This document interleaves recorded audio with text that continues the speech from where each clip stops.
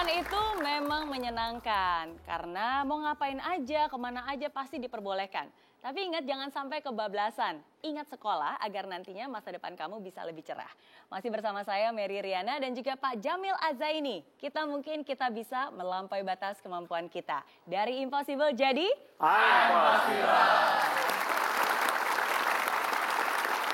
Dan kami masih membahas tema hari pertama sekolah. Jadi untuk Anda yang ingin bertanya bisa langsung telepon ke nomor di bawah ini 021 58 30 40 50. Atau Anda juga bisa menuliskan pertanyaan Anda di sosial media kami lewat akun Instagram ya, di poster akhir tulis di bawahnya di komennya. Akun Instagram kami adalah @im_possiblemetrotv atau juga bisa lewat Twitter @possiblemetrotv. Dan pastinya masih bersama Pak Jamil Azaini. Tepuk tangan dulu dong buat Pak Jamil.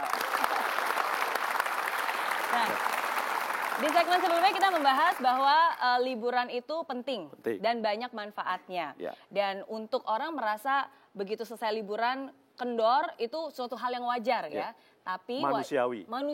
Ya. Tapi manusiawi bukan berarti ya dibiarkan saja. Siap. Ada nggak sih caranya supaya kita nggak kendor semangat? Supaya nggak kendor semangat, terutama yang punya anak sekolah, saya biasanya punya 3 tips ya. Yang pertama itu ada warming up. Jadi jangan sampai pas besok masuk, malam ini baru sampai Jakarta. Maka kemudian anak susah diajak sekolah. Warming up, dulu, ya, olahraga pun, kita hidup pun olahraga kan perlu warming up kan, yang sederhana begini ya kan. Ini kebiasaan yang saya lakukan ya supaya sehat. Ada juga yang disosialisasikan Profesor Hembing dulu, namanya swaiso.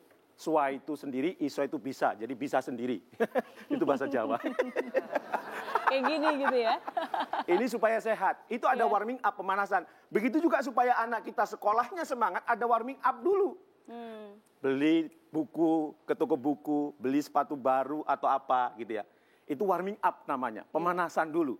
Yang kedua, ngobrol asik tentang sekolah. Sebelum ngomong yang kedua, saya setuju banget ya sama Pak Jamil. Pak Jamil anaknya udah sekolah? Sudah. Minggu ini atau minggu kemarin? Minggu ini, kemarin. Minggu kemarin ya. Anak saya kan baru sekolah juga di minggu ini nih nanti, hari Kamis nanti tanggal 20. Tapi benar juga, memang persiapannya banyak. Mulai dari beliin stiker, buku pelajaran baru. Jadi itu memang salah satu hal yang penting. Perlu warming up. Warming up. Oke. Yang kedua, nggak cukup warming up. Yang kedua, ngobrol asik tentang sekolah. Ya, ngobrol asik tentang sekolah itu apa? Kan kalau kita orang tua harus berpikir bahwa di dalam diri anak itu harus ada ambak ya. Apa manfaatnya bagiku sekolah? Kalau nggak ada manfaatnya ngapain? Jadi sekolah itu harus dibuat yes gue banget nih, sekolah gue banget nih. Ya, jangan sampai sekolah itu seolah-olah menjalankan perintah orang tua. Nah, gimana supaya itu ambak? Apa manfaatnya bagiku? Tiap anak beda-beda. Ya, ada anak saya yang senangnya hobinya ngomongin pelajaran. Ya udah diceritain tentang pelajaran. Ada yang asiknya ngomongin gurunya. Ya Allah Pak, saya punya guru Pak, ya Allah. Memang dia pinter Pak. Dari mana kelihatannya? Dari kepalanya Pak. Ya. Kepalanya gimana? Kepalanya botak Pak. Ya, kan Bapak sering bilang kalau orang botak di depan itu orang pinter. Kalau botak di belakang, pemikir. Kalau botaknya dari depan sampai belakang, dia pikir dia pinter. Ya kan?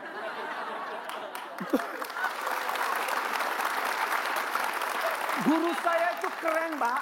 Jelasin matematika tapi asik, padahal matematika itu menakutkan. Ya udah ngobrolin dengan guru. Gimana kabar gurumu? Asik bla bla bla. Kamu sudah WhatsAppan belum? Udah Pak, dibalasnya gini loh Pak. Ah, keren. Ada juga ngobrol tentang teman-temannya. Ya Allah Pak, temanku itu Pak bla bla bla bla bla bla. Ya.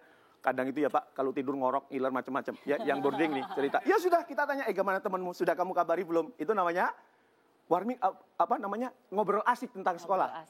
Dan yang ketiga tentang care. Orang tua itu perlu peduli sama anak ya. Sebab kalau nggak peduli, hati-hati. Nanti nafsisnya seperti Chris Langen. Apa tuh? Chris Langen itu IQ-nya 195 ya.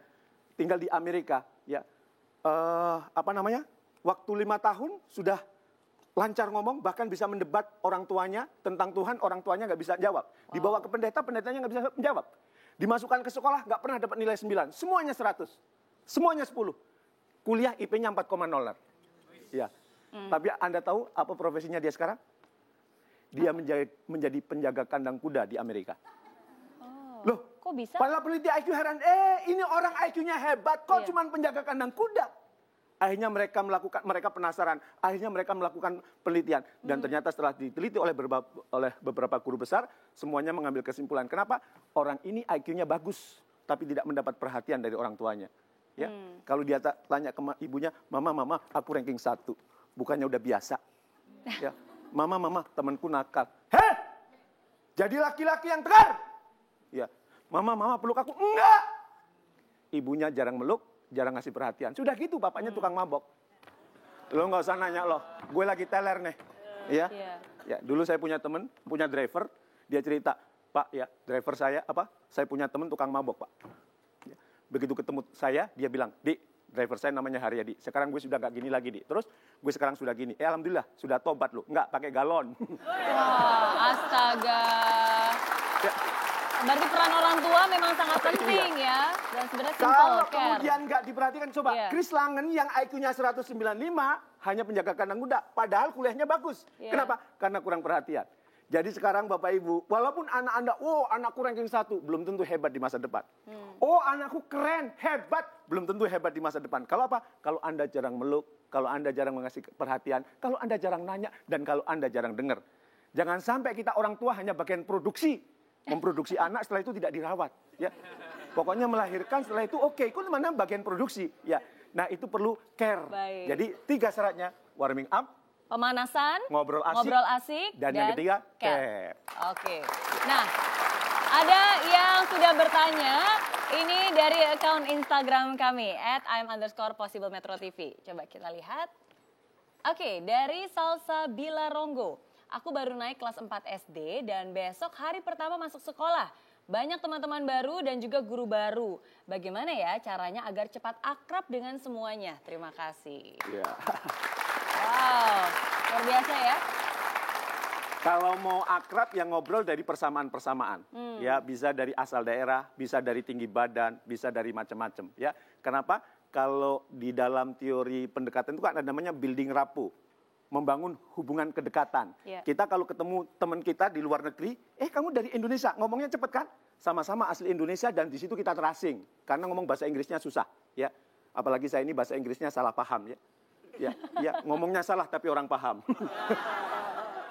Itu maka kalau di luar negeri ketemu sama temennya, ini ngobrol asik. Itu namanya kedekatan. Betul. Maka kalau kemudian kita ingin akrab, ya kedekatan dari apanya? Terserah, dari hobinya, dari kesukaannya, dari asalnya, atau kemudian dari macam-macamnya. Iya. Ya, jadi pintu ngobrol itu banyak. Maka walaupun masih kelas 4 SD, lihat persamaannya kira-kira apa. Kalau rambutnya sama-sama panjang, rambut kamu panjang pakai sampo apa? Sama Iya kan? dong Sama ya, dong gitu. kita. Kamu ngerawatnya gimana? Itu ada kutunya enggak? Ya, tapi at least interaksinya udah bagus ya, dalam arti mereka punya inisiatif untuk mau memulai, karena untuk bisa akrab ya kita sendiri yang duluan, kita yang menyapa dan kita menanyakan pertanyaan ke anak kelas 4 sudah hebat ini. Jadi luar biasa. Sudah sadar soalnya dia. nonton Impossible sih ya.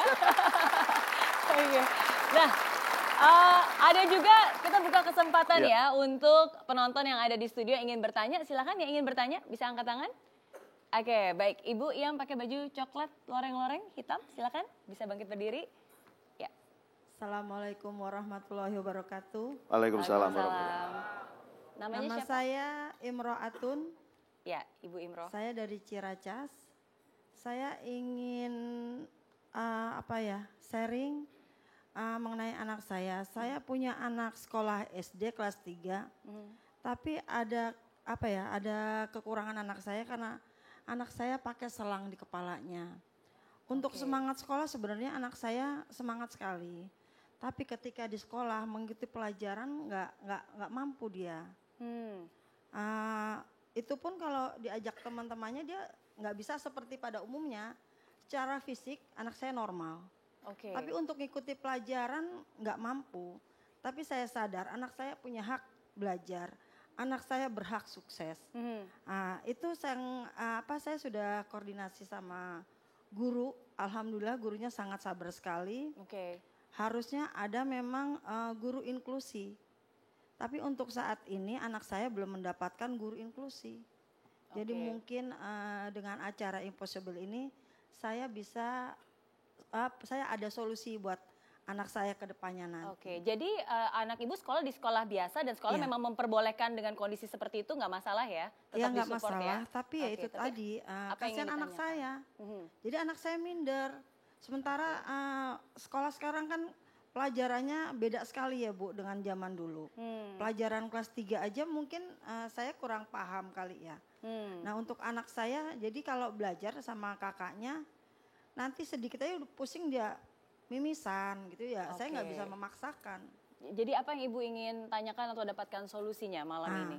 Saya ingin bertanya kepada Bapak, apa ya, sekolah yang pas untuk anak saya, dan anak saya tidak minder dengan teman-temannya, hanya itu Pak. Oke. Baik, terima kasih. Terima kasih sudah bertanya. Ya, Bu Imro'atun, tujuan dari sekolah itu apa? Belajar, cari ilmu. Tapi cari ilmu haruskah di sekolah? Enggak juga. Artinya kita juga tidak perlu memaksakan anak kita sekolah. Ya, Anda mungkin nanti boleh googling, ada namanya Hi Ahli. Hi Ahli itu di Korea. Ya, dia menderita lobster claw syndrome. Jadi tangannya itu cuma 4, 2 di kanan, 2 di kiri. Jadi kayak udang, makanya disebut lobster claw syndrome. Tingginya hanya setinggi lutut, jadi kakinya itu setinggi lutut. Jadi kalau jalan begini. Dan mengalami keterbelakangan mental. Ya, kalau dijelasin sering nggak nyambung. Joko Sembung naik ojek, nggak nyambung. Cek, Joko Sembung masuk jurang. Mati. Baru dengar tuh saya istilah itu, Pak. Ya. Ya, tetapi sama ibunya dididik sendiri. Dan Anda tahu, Hi Ahli sekarang menjadi pianis dunia. Ya. Menjadi pianis. Wow. Ya, saya tanya sama sahabat saya Dwiki Darmawan, gimana main pianonya? Keren, Mas. Cuman 2 jari di kanan, 2 jari di kiri, tapi main pianonya hebat. Maka Hi Ahli itu menjadi 1 dari 5 pianis terbaik dunia. Ya. Padahal kalau jarinya 2 gini harusnya apa? Tukang copet, ya kan? Tapi karena dididik intensif sama orang tuanya, jadilah pemain piano. Saya juga punya anak, walaupun kasusnya beda, Bu. Dan saya putuskan semester ini anak saya tidak melanjutkan sekolah. Saya didik langsung, ya. Saya istilahnya mungkin homeschooling gitu ya. Saya datangkan guru sendiri dan kemudian saya didik sendiri ya. Seharusnya dia ikut malam ini ingin menyaksikan, tapi tadi dia lelah karena dia ingin menjadi penjaga gawang Manchester United yang hafal Quran ya. Jadi tadi latihan fisik ini. Tapi kalau dijelasin dulu waktu dia masih SD ranking 19 dari 19 siswa. Ya. Kalau ada pelajaran sering di hair ya. Sampai kita guyon, jangan-jangan anak kita harusnya namanya Herman ya. Ya. Spesialis di hair. Tapi karena kemudian kita didik, terus kita bantu, akhirnya bisa mengikuti. Tapi walaupun bisa mengikuti, akhirnya sekarang kita putuskan bahwa anak saya tidak melanjutkan sekolah. Ya, kita didik sendiri. Kenapa? Intinya kan nyari ilmu, bukan intinya sekolah. Ya, kalau dapat ilmu bisa di tempat lain, nggak apa-apa, tidak harus di sekolah. Ya, karena di sekolah itu hanya alat bantu. Saya selalu mengatakan tugas mendidik anak itu tanggung jawab siapa? Orang tua. Khususnya siapa? Ibu. Harusnya khususnya bapak.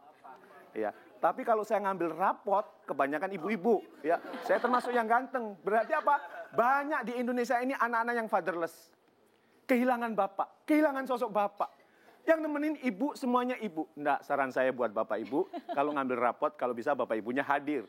Supaya anak itu tidak merasa bahwa orang tuaku hanya ibu, tapi juga bapak. Jadi, intinya adalah dapat ilmu. Dapat ilmu tidak harus di sekolah. Dapat ilmu, anak saya juga begitu pendidikannya. Oke, karena kamu sekarang nggak ke sekolah, setiap hari kamu harus nonton video. Videonya sudah kita tentukan. Kan di YouTube banyak. Ya, dan setiap malam diskusi sama Bapak. Jadi setiap malam ada diskusi 30 menit sama saya. Ya, apa yang dilakukan hari ini, apa yang kamu dapat hari ini, bla bla bla bla bla bla bla. Dan ternyata walaupun diberlakukan hanya baru beberapa hari ini, tapi sudah makin percaya diri, makin oke. Dan saya tanya sama pelatihnya, bisa nggak jadi penjaga gawang nasional? Bisa, Pak. Cuman kalau menjadi penjaga gawang MU berat, nggak apa-apa. Kalau Manchester United berat, paling nggak Madura United, ya kan? Luar biasa. Iya kan? Ya. Jadi tapi setuju banget sih, jangan sampai keterbatasan itu membatasi kita dan bahkan pemikiran kita pun juga harus benar bahwa yang penting itu adalah belajar ilmu. Dan kalau misalnya di sekolah justru malah nggak bisa belajar, ya cari tempat lain yang memang kondusif untuk dia belajar. Apalagi kalau di sekolah makin minder, Bu. Karena mungkin dia ada selang tadi, makin minder. Malah kalau di sekolah lain berarti itu apa? Saya sering mengatakan itulah orang tua yang durhaka sama anak. Baik. Sudah tahu anaknya potensinya nggak di situ, dipaksakan di situ. Gitu kira-kira. Pak Jamil, nanti kita akan bahas setelah yang satu ini. Dan kita juga masih membuka kesempatan untuk Anda yang ingin bertanya. Silakan langsung telepon ke 021 58 30 40 50. Tetap di sini, I'm Possible akan kembali. Dari Impossible jadi I'm Possible.